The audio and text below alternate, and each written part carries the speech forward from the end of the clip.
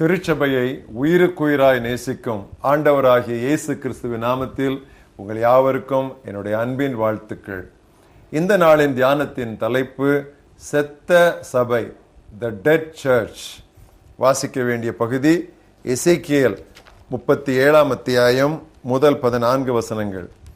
கர்த்தருடைய கை என்மேல் அமர்ந்து கர்த்தர் என்னை ஆவிக்குள்ளாக்கி வெளியே கொண்டு போய் எலும்புகள் நிறைந்த ஒரு பள்ளத்தாக்கின் நடுவில் நிறுத்தி என்னை அவைகளின் அருகே சுற்றி நடக்க பண்ணினார். இதோ பள்ளத்தாக்கின் வெட்ட வெளியிலே அந்த எலும்புகள் மகா திரளாய் கிடந்தன, அவைகள் மிகவும் உலர்ந்ததுமாய் இருந்தன. அவர் என்னை நோக்கி, மனுபுத்திரனே, இந்த எலும்புகள் உயிரடையுமா என்று கேட்டார். அதற்கு நான், கர்த்தராகிய ஆண்டவரே, தேவரீர் அதை அறிவீர் என்றேன்.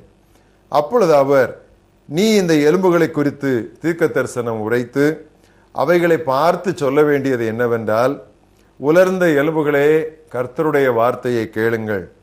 கர்த்தராகிய ஆண்டவர் இந்த எலும்புகளை நோக்கி, இதோ நான் உங்களுக்குள் ஆவியை பிரவேசிக்க பண்ணுவேன், அப்பொழுது உயிரடைவீர்கள். நான் உங்கள் மேல் நரம்புகளை சேர்த்து உங்கள் மேல் மாம்சத்தை உண்டாக்கி உங்களை தோலினால் மூடி உங்களில் ஆவியை கட்டளையிடுவேன். நான் கர்த்தர் என்று அறிந்து கொள்வீர்கள் என்று என்கிறார், உரைக்கிறார் என்று சொல் என்றார். எனக்கு கட்டளையிட்டபடியே நான் தீர்க்க தரிசனம் உரைத்தேன். நான் தீர்க்க தரிசனம் உரைக்கையில் ஓர் இரைச்சல் உண்டாயிற்று.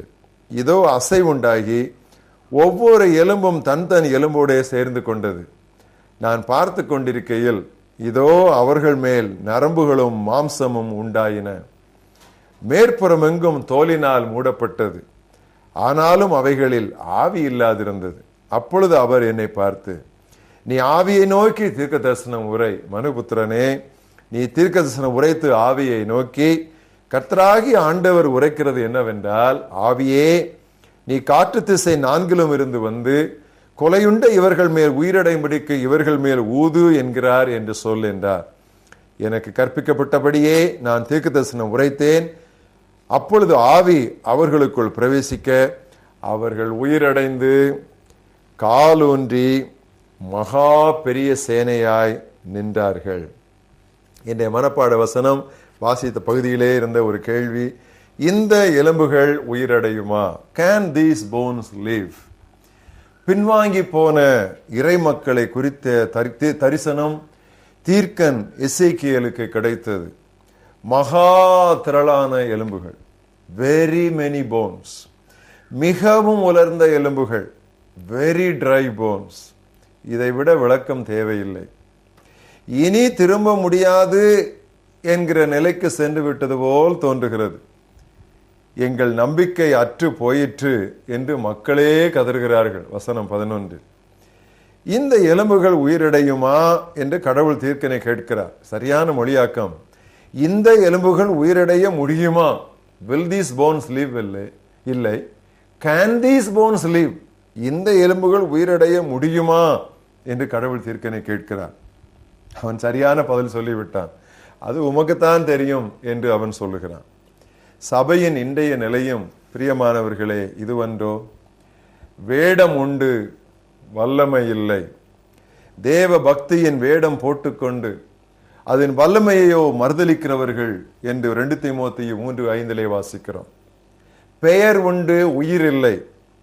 உயிருள்ளவன் என்று பெயர் கொண்டிருந்தும் செத்தவனாயிருக்கிறாய் என்று ஆண்டவராகிய இயேசு கிறிஸ்து வெளிப்படுத்தல் 3 அத்தியாயம் 1 வசனத்திலே சர்தை சபையின் தூதனுக்கு சொன்னார். பணம் உண்டு, தரிசனம் இல்லை.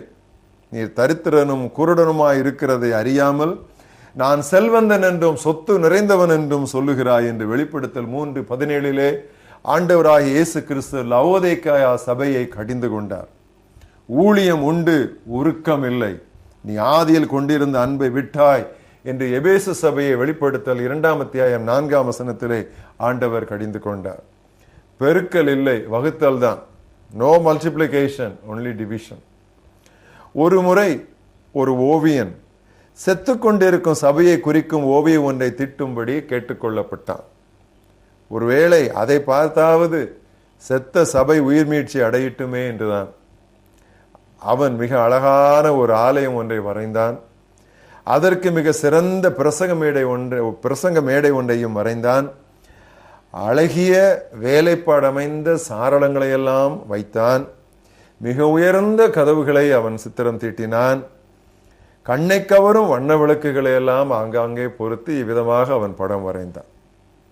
கதவுக்கு அருகில் மிஷனரி ஊழியம் என்று பெயரிடப்பட்ட ஒரு காணிக்கை பெட்டி அங்கே வைத்தான்.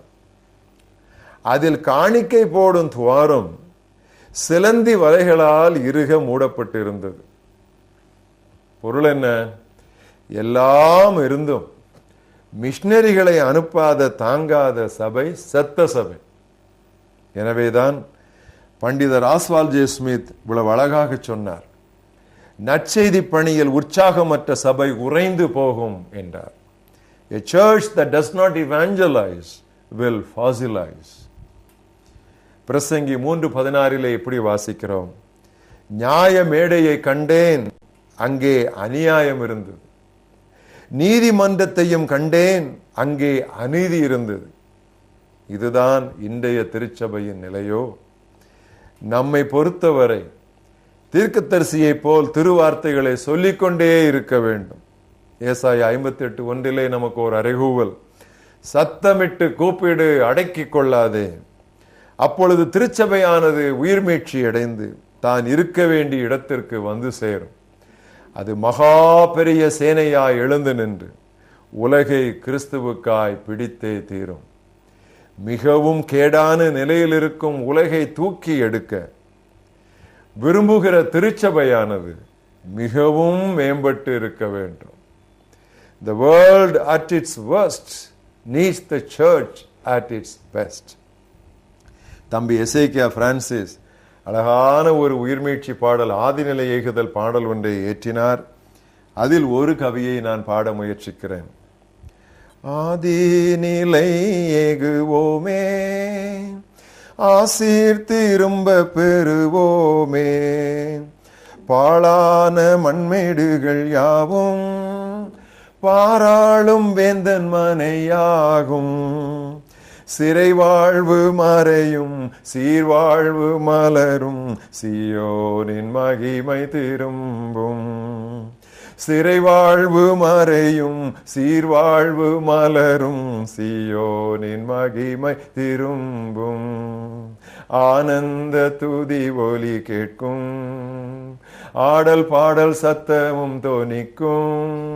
என்ன அழகான ஒரு பாடல் பாருங்கள். இந்த பாடலை நான் அடிக்கடி பாடி, ஆண்டவரே எங்கள் எல்லா திருச்சபைகளிலும் இயக்கங்களிலும் இவ்விதமான ஒரு ஆனந்த துதி ஒலி கேட்க, ஆடல் பாடல் சத்தம் உண்டாக, எல்லாவற்றுக்கும் மேலாக திருச்சபை ஒரு பெரிய சேனையாய் காலூன்றி நின்று நீர் நியமித்த பணியை இந்த தலைமுறையில் முடித்து தீர்க்க கர்த்தாவே நீர் உதவி செய்யும் என்று அடிக்கடி நான் புலம்பி இருக்கிறேன். மறுபடியும் ஆண்டவர் நம்மை பார்த்து ஒரு கேள்வி கேட்கிறார், இந்த எலும்புகள் உயிரடையுமா? Can these bones live? நான் இந்த தீர்க்கனை போல உமக்குத்தான் தெரியும் என்று நாம் பழியை திருப்பி போடாமல் நாம் என்ன சொல்ல வேண்டும் தெரியுமா? ஆம் ஆண்டவரே, இந்த எலும்புகள் உயிரடையும். எல்லா திருச்சபைகளும் எழுப்புதல் அடையும். அது எபேசு சபையாக இருக்கட்டும், சர்தை சபையாக இருக்கட்டும், அது ஸ்மிர்னா சபையாக இருக்கட்டும், அது இயேசு கிறிஸ்துவை வெளியிலே கதவடைத்து விட்ட சபையாக இருக்கட்டும், லவோதிக்கேயா சபையாக இருக்கட்டும், குளிரா இருக்கட்டும், அனலா இருக்கட்டும், வெதுவெதுப்பா இருக்கட்டும், வாந்தி பண்ணி போடுகிற சபையா, எப்படிப்பட்ட சபையா இருந்தாலும் அந்த எலும்புகள் நிச்சயமாக உயிரடையும் என்கிற விசுவாசத்தோடு நாம் நற்செய்தி பணியில் தீவிரமாயிருக்கிற நாம் நற்செய்தி பணியோடு நின்று விடாதபடி திருச்சபைக்குள்ளே உயிர்மீட்சி உண்டாவதற்காக நம்மாலான அத்தனையும் செய்வோம். எழுப்புதலுக்காய் ஜெபிப்போம், எழுப்புதலுக்காய் பிரசங்கிப்போம், எழுப்புதலுக்காய் எழுதுவோம், எழுப்புதலை கனா காண்போம். எழுப்புதல் நிச்சயமாக வந்தே தீரும். எங்கள் மகாபெரிய தேவனே, இந்த அருமையான நாளிலே தேவரீர் எங்கள் இருதயங்களுக்குள்ளே கொடுத்த நிச்சயத்திற்காக நாங்கள் நன்றி சொல்லுகிறோம். மகா பெரிய பள்ளத்தாக்கு, மிகவும் உலர்ந்த எலும்புகள், மிகவும் திரளான எலும்புகள். இந்த எலும்புகள் உயிரடைய முடியுமா? நம்பிக்கையற்ற சூழ்நிலை, இம்பாசிபிள் என்று தெரிகிறது. ஆனாலும் கர்த்தாவே, திருச்சபையின் ஆண்டவரே, உம்மை நோக்கி நாங்கள் பார்க்கிறோம். திருச்சபைக்காக உம்முடைய குமாரனுடைய இரத்தத்தின் கடைசி சொட்டு இரத்தத்தையும் நீர் கர்த்தாவை விரயமாக்கினீர். நீர் எப்படி ஆண்டவரே திருச்சபையை கைவிட்டு விடுவீர்? திருச்சபை உம்மை வெளியே துரத்தி கதவடைத்தாலும் வெளியே நின்று உம்முடைய குமாரன் தட்டி கொண்டிருக்கிறாரே, எவ்வளவாய் திருச்சபையை நேசிக்கிறார். கர்த்தாவே, எல்லா திருச்சபைகளுக்குள்ளும் ஒரு உயிர்மீழ்ச்சியை அனுப்பும்.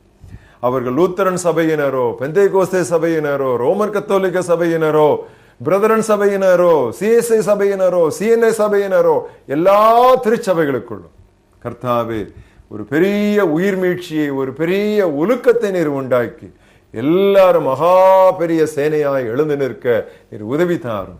இயேசு கிறிஸ்துவின் நாமத்தில் அப்படியே ஆகட்டும் என்று ஜெபிக்கிறோம் எங்கள் ஜீவனுள்ள பிதாவே, ஆமென்.